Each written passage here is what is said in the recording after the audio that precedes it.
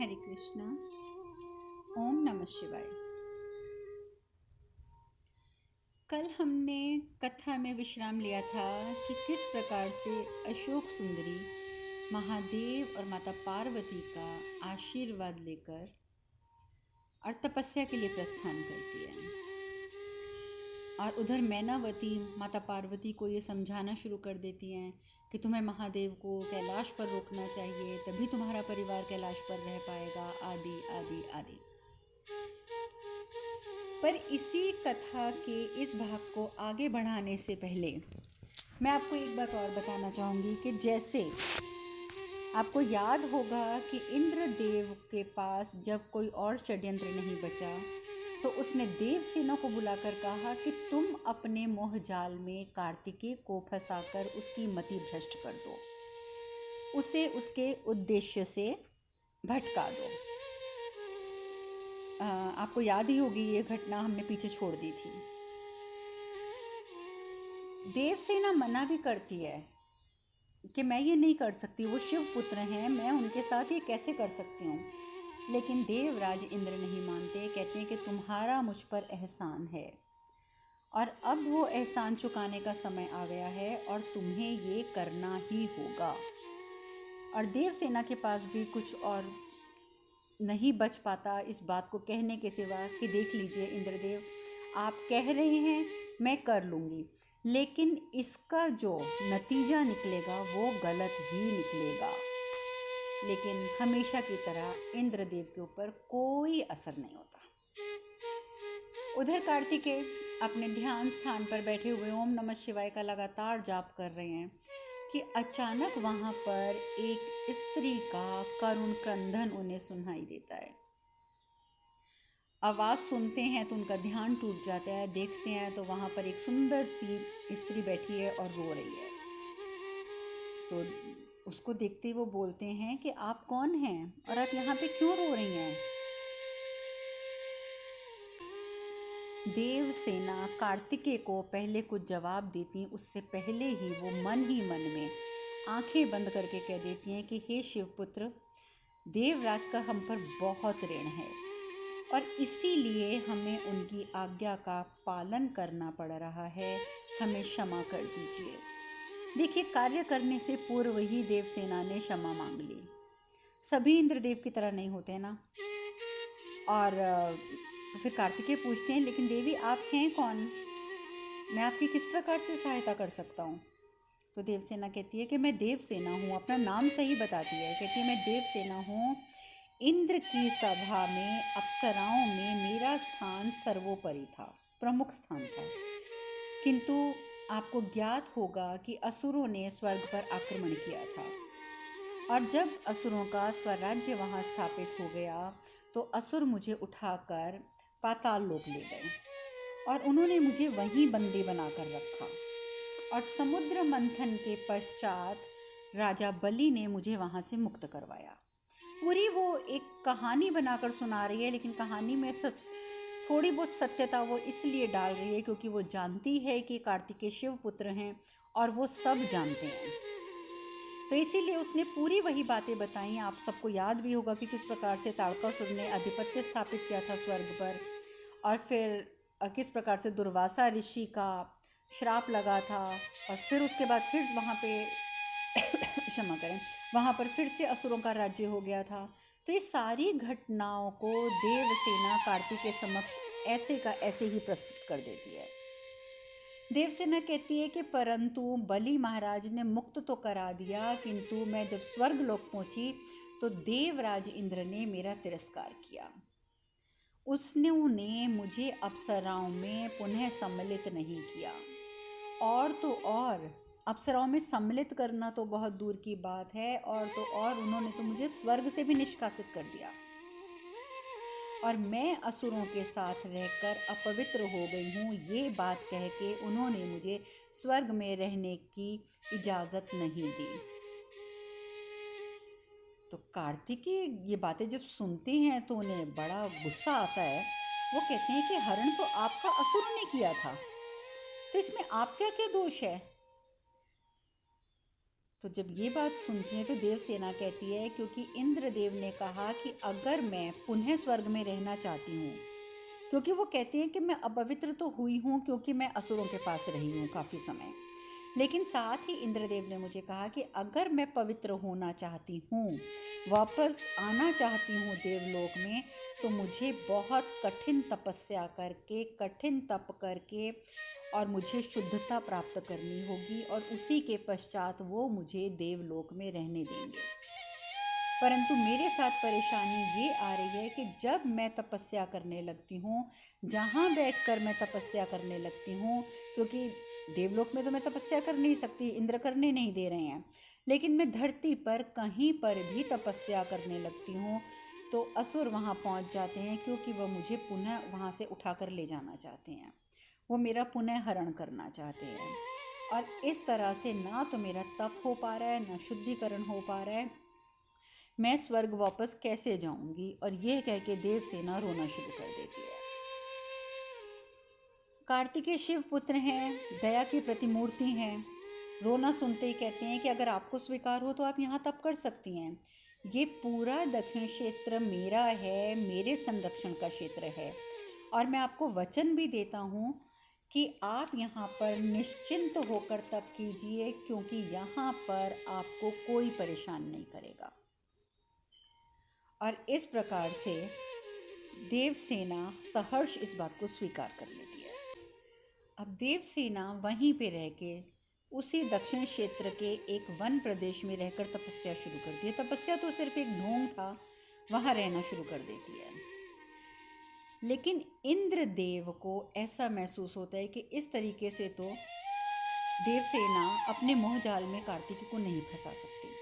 वो आते हैं धरती पर, और धरती पर आकर देवसेना को कहते हैं कि तुम्हें कुछ और सोचना होगा, नहीं तो कोई फ़ायदा नहीं होगा। हमारा जो ये हमने जितना भी बातें सोची हैं कि किस प्रकार से कार्तिकेय की मति भ्रष्ट की जाए, हमारी सारी योजना जो है वो विफल हो जाएगी। तो इससे बेहतर ये है कि कुछ और सोचो। देवसेना कहती है कि मैं आपको पहले भी कह चुकी हूँ देवराज इंद्र के ये शिव पुत्र हैं, मैं क्या सोचूं। आगे ही मेरा मन हर समय मुझे धिक्कारता है कि मैं जो कर रही हूँ वो गलत कर रही हूँ, मुझ में और योजनाएं सोचने की क्षमता नहीं है। अब देवसेना तो कुछ नहीं कहती, पर इंद्रदेव को कहाँ शांति मिलनी थी। इंद्रदेव एक और योजना बना डालते हैं और जानबूझकर असुरों को, कुछ असुरों को वहाँ भेजते हैं, अपने देवताओं को ही, मतलब जो देवलोक के कर्म वो होते हैं सैनिक और ये सब, उन्हीं लोगों को वो क्या करते हैं, असुर के वेश में वहाँ भेजते हैं धरती पर कि तुम जाओ और नाटक करो कि तुम देवसेना का अपहरण करने आए हो। क्योंकि अब इंद्रदेव का मकसद था देवसेना को कार्तिकेय के महल तक पहुँचाना।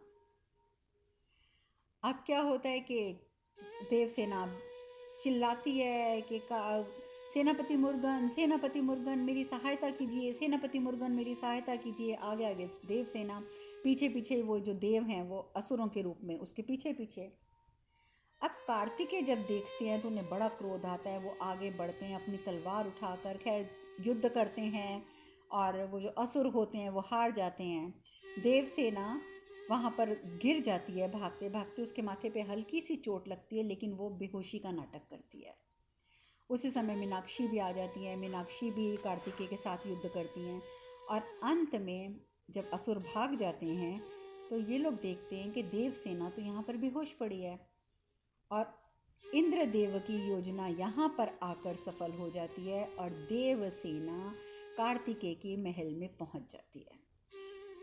अब कार्तिकेय के महल में मीनाक्षी उनको एक कक्ष में लिटा देती हैं, उनके उपचार के लिए वैद्य भी बुला लिए जाते हैं, और आपस में मिलकर कार्तिकेय और मीनाक्षी यही फैसला करते हैं, यही निर्णय लेते हैं कि असुर किसी भी तरह से देवसेना को वहाँ पर तपस्या पूर्ण नहीं करने देंगे, तो अच्छा यही होगा कि देवसेना हमारे ही महल में रहे। और इस तरीके से ये षड्यंत्र जो था इंद्रदेव का, ये पूर्ण होता है, और देवसेना कार्तिकेय के महल में रहना शुरू कर देती है। उधर अब चलिए हम अपनी कल की कथा पर वापस पहुंचते हैं।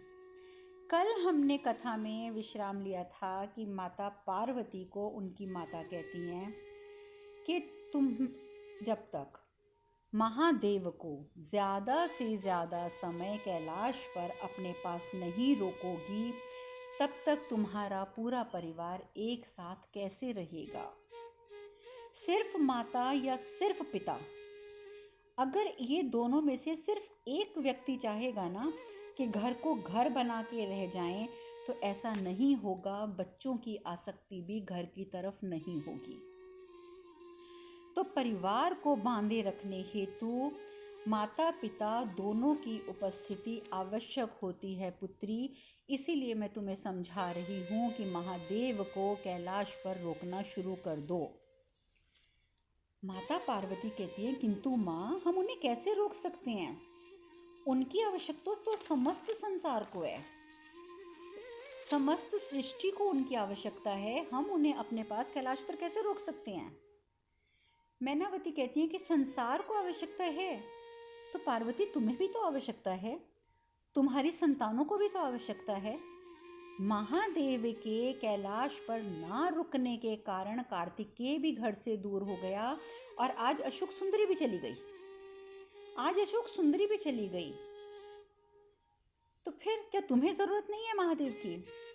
माता पार्वती कहती है कि हम आपकी चिंता समझते हैं माता, किंतु अपने स्वामी को बांध कर रखना हमारे लिए संभव नहीं होगा।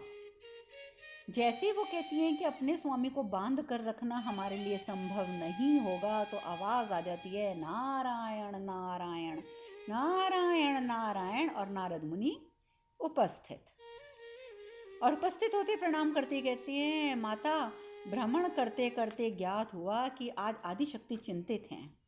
तो माते, क्योंकि उन्होंने बात तो सुन ली थी, तो इसलिए तुरंत बोल पड़ते हैं, माते, महादेव को बांधना संभव है नहीं, पर संभव है भी। यदि अगर आप उपाय जानना चाहती हैं तो आदेश करें। अब देखिए, जो तरीका होता है नारद मुनि का बात करने का, उन्होंने उसी तरीके से बात करी। तो मैनावती तो बड़ी प्रसन्न हो जाती हैं, कहती हैं, सच देवर्षि, उपाय है क्या? बताइए ना देवर्षि, क्या उपाय है? नारद मुनि कहते हैं, यदि देवी आप पूछ रही हैं तो मैं बता देता हूँ, क्योंकि देवराज की पत्नी इंद्राणी ने भी ये उपाय किया था, और इस उपाय के पश्चात देवराज इंद्र सदा इंद्राणी से बंधे रहे। तो मैनावती तो बड़ी खुश होती हैं, कहती हैं, ऐसा क्या कर दिया था इंद्राणी ने? आप जानते हैं ना, इंद्राणी देवराज इंद्र की धर्मपत्नी। नारद मुनि कहते हैं, इंद्राणी जी ने क्या किया था, कल्प वृक्ष से इंद्रदेव को बांधकर एक ब्राह्मण को, अर्थात कि मुझे, क्योंकि वो भी तो ब्राह्मण है ना, मुझे दान कर दिया था। और अब देवराज को लेकर मैं क्या करता? और कल्प वृक्ष भी मेरे किसी काम का नहीं था। सो मैंने वो दान स्वीकार किया, और उसके बाद मैंने पुनः देवराज को तो इंद्राणी को लौटा दिया, और कल्प वृक्ष मैंने वापस देवराज इंद्र को दे दिया, और मैं वापस लौट आया। तो अब उसके बाद से देवराज इंद्र सदा इंद्राणी से बंधे रहते हैं, कहीं नहीं गए वो उसके पश्चात। मैनावती सुनती हैं तो बड़ी प्रसन्न होती हैं, कहती हैं, उत्तम उत्तम अति उत्तम। कहती हैं पार्वती को कि पार्वती, तुम्हारा क्या विचार है? इंद्राणी के इस उपाय से तुम भी तो महादेव को बांध सकती हो ना? नारद मुनि कहती हैं, हाँ माते, प्रयत्न करने में कोई हानि तो नहीं है, क्योंकि यदि प्रयोग सफल हुआ तब तो नारायण नारायण। तो मैनावती, माता पार्वती कोई जवाब नहीं देती, चुप खड़ी रहती हैं। मैनावती कहती है, इतना विचार क्यों कर रही हो पुत्री? मुझे लगता है कि देवर्षि को सुझाव उचित है। किस सोच विचार में डूब गई हो तुम? नारद मुनि कहते हैं, किंतु माते, एक बार भली भांति सोच लीजिएगा, क्योंकि बात महादेव की है। यदि कुछ उल्टा सीधा हो गया तो? माता पार्वती कहती, नहीं नहीं नहीं देवऋषि, आप चिंता मत कीजिए, क्योंकि हमें आपका ये सुझाव स्वीकार्य नहीं है, हम इसे स्वीकार कर ही नहीं सकते। हमारे लिए अपने स्वामी के साथ ऐसा करना संभव नहीं है। हम उन्हें कैलाश तक सीमित नहीं रख सकते, नहीं से चाहिए हमें आपका ये सुझाव। और इस प्रकार से माता पार्वती मना कर देती हैं। जैसे ही माता पार्वती मना करती हैं तो मैनावती बोलती हैं, पुत्री, तुम एक बात भूल रही हो, महादेव जो हैं वो सर्वज्ञ हैं, वो त्रिकालदर्शी हैं, वो संसार की सहायता यहाँ से यानी कि कैलाश से भी तो कर सकते हैं। और यदि किसी को उनकी आवश्यकता हुई भी तो वो यहाँ आकर उन्हें उनसे बात कर सकता है, उनसे सहायता ले सकता है। क्योंकि याद रखो, तुम जो कर रही हो वो तुम अपने परिवार के लिए कर रही हो, अपने संतान के लिए कर रही हो। क्योंकि देखो पार्वती, हमसे तुम्हारा ये दुख अब और नहीं देखा जाता, बार बार नहीं देखा जाता। मुझे लगता है कि देवर्षि के सुझाव को स्वीकार करने में कोई आपत्ति नहीं होनी चाहिए, क्योंकि पुत्री ये कोई अनैतिक कार्य नहीं है। अच्छा चलो, मुझे एक बात बताओ, क्या तुम चाहती नहीं हो कि तुम्हारा परिवार यानी कि तुम चारों, यानी कि महादेव, तुम, अशोक सुंदरी और कार्तिकेय, तुम एक साथ रहो? क्या तुम नहीं चाहती? माता पार्वती कहती हैं, आप ठीक कह रही हैं, मैं भी यही चाहती हूँ, क्योंकि परिवार एक साथ रहे, एक यही सुख है जो मुझे आज तक प्राप्त नहीं हुआ। महादेव ने मुझे मेरी हर इच्छा पूर्ण करी है। अगर एक किसी चीज़ की कमी रही है तो सिर्फ इसी सुख की कमी है कि मेरा परिवार कभी एक साथ नहीं रहा। तो मैनावती कहती है, तो फिर सोच क्यों रही हो? चलिए देवर्षि, आप विस्तार से बताइए, आप बताइए कि हमें क्या करना होगा। तो नारद मुनि कहते हैं कि सबसे पहले तो हमें स्वर्ग से कल्प वृक्ष लाना होगा। मैनावती बोलती है, स्वर्ग से क्यों? यहाँ पर भी तो एक कल्प वृक्ष है ना, जिसने अशोक सुंदरी को जीवन दान दिया था, वो भी तो कल्प वृक्ष है। अब नारद मुनि मन ही मन में थोड़े परेशान हो जाते हैं, विचलित हो जाते हैं, मन ही मन सोचते हैं कि कैसे बताऊं माते कि मैं इस कार्य से इंद्र को भी एक पाठ पढ़ाना चाहता हूँ, क्योंकि समुद्र मंथन के बाद बहुत अहंकार बढ़ गया है उनका, बहुत ज़्यादा। अगर उनसे कल्प वृक्ष लाकर दान कर दिया गया ना तो वो विचलित हो उठेंगे। लेकिन अब ये बात उनके मन में तो चल रही है नारद मुनि के, पर माता पार्वती के समक्ष कैसे कहें? तो मैनावती फिर कहती हैं, बताइए ना देवर्षि, स्वर्ग से ही क्यों? तो नारद मुनि कहते हैं, वो ना मैं इसलिए कह रहा हूँ क्योंकि पिछली बार जो पूजा हुई थी ना, जो प्रयोग हुआ था, वो उसी वृक्ष से हुआ था और योजना सफल हुई थी। और अगर इस बार नया वृक्ष हम लेंगे प्रयोग में और वो प्रयोग सफल ना हुआ तो माता पार्वती कहती है, आप इतना ना परेशान मत होइए देवर्षि, ये कभी हो ही नहीं सकता, क्योंकि ये जो कल्प वृक्ष है ये स्वयं हमें महादेव ने दिया था और ये स्वर्ग के कल्प वृक्ष से किसी भी तरीके से कम नहीं है। तो हम तो इसी कल्प वृक्ष की पूजा करेंगे। अब नारद मुनि कहती हैं, उचित है, यदि आपको लग रहा है कि ये कल्प वृक्ष ज़्यादा अच्छा है तो ठीक है, मैं विधि बता देता हूँ। अब आपको करना ये है कि पहले वृक्ष का पूजन करना है, फिर महादेव का पूजन करना है, फिर महादेव को वृक्ष के साथ बांध देना है और उसके बाद किसी ब्राह्मण को उन्हें दान कर देना है। तो मैनावती कहती हैं कि अरे ये तो बड़ी आसान विधि है। चलो पार्वती, अभी तो महादेव ध्यान में है ना, जैसे वो ध्यान से आएंगे ना तो तुम उनसे अनुमति ले लेना। तो हम एक काम करेंगे कि महादेव को बांध के देवर्षि नारद को ही दान कर देंगे।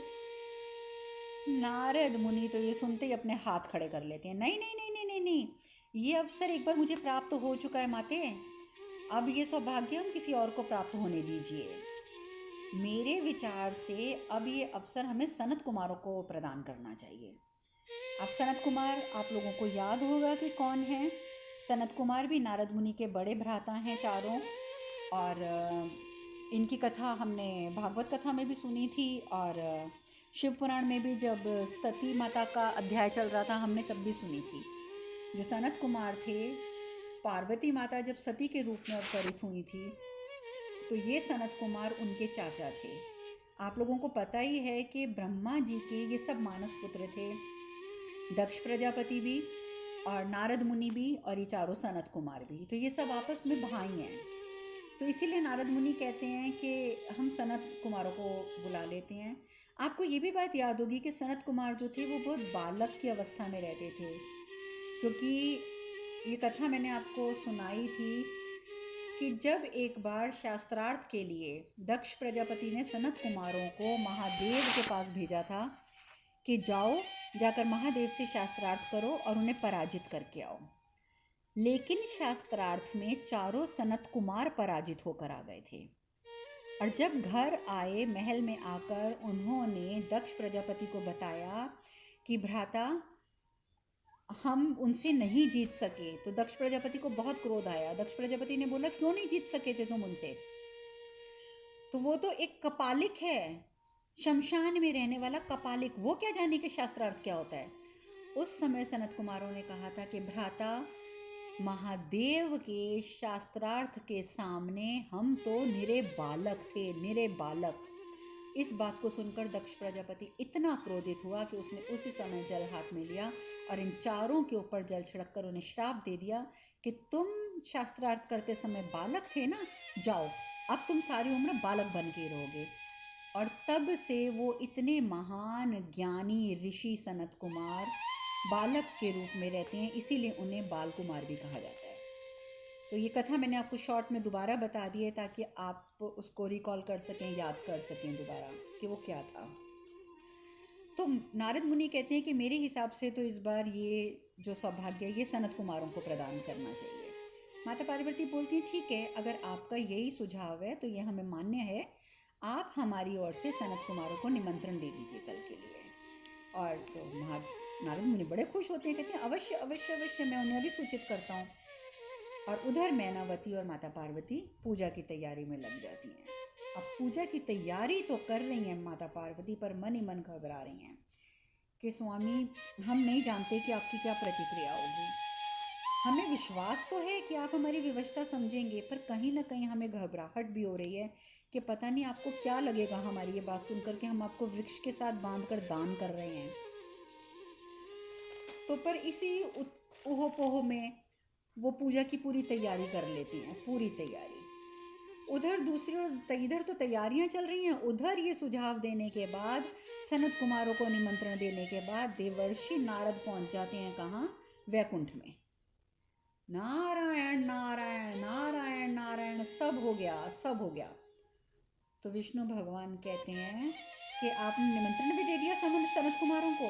तो नारद मुनि कहते हैं, जी जी प्रभु, निमंत्रण भी दे दिया। तो विष्णु भगवान कहते हैं, देवर्षि, आपके सुझाव सदैव विचित्र होते हैं। उनके प्रयोग के पश्चात पर उनके परिणाम और भी ज़्यादा जो है वो विचित्र सिद्ध होते हैं। अब देखना ये है कि आपने मेरी बहन को, यानी कि देवी पार्वती को, जो ये उपाय दिया है और वो इतने विश्वास के साथ उसे करने भी जा रही हैं, तो अब उसका परिणाम कितना विचित्र होगा, अब तो ये देखना है। उधर देवी पार्वती तो खुश हैं क्योंकि उनको उपाय मिल गया है, लेकिन इतना ध्यान रखिएगा देवर्षि कि जब महादेव ध्यान से बाहर आएंगे तो ध्यान से बाहर आते उन्हें तो ज्ञात हो ही जाएगा कि ये दान देने का सुझाव आपने किया है। ना जाने महादेव की प्रतिक्रिया क्या होगी। विष्णु भगवान का इतना कहने की देर थी कि नारद मुनि तो घबरा गए। नारद मुनि घबरा के कहते हैं, नारायण नारायण, अब मुझे आज्ञा दीजिए। तो भगवान विष्णु हंसने लगते हैं, कहते हैं, अरे देवर्षि, आप तो इतनी जल्दी कभी वापस नहीं जाते, कहाँ जा रहे हैं? तो नारद मुनि कहते हैं, मुझे ना एक बहुत ज़रूरी काम याद आ गया है, तो मैं पहले ना वो काम कराता हूँ। तो और वो भगवान विष्णु समझ जाते हैं कि ये महादेव के पास पहुँच रहे हैं ताकि पहले ही बता दें कि उनसे ये गलती हो गई है, और वही हुआ। नारद मुनि सीधा पहुँच जाते हैं कैलाश। महादेव जैसे ध्यान से बाहर आते हैं तो प्रेत गण, नंदी सब खड़े होते हैं, सब वहीं पे खड़े होते हैं। तो वो सब ना भगवान शिव सोचते हैं, कहते हैं आज ये लोग कुछ ज़्यादा ही प्रसन्न नज़र आ रहे हैं। कहते हैं, क्या बात है, आज तुम लोग बहुत प्रसन्न हो, तुम्हारी प्रसन्नता का कारण?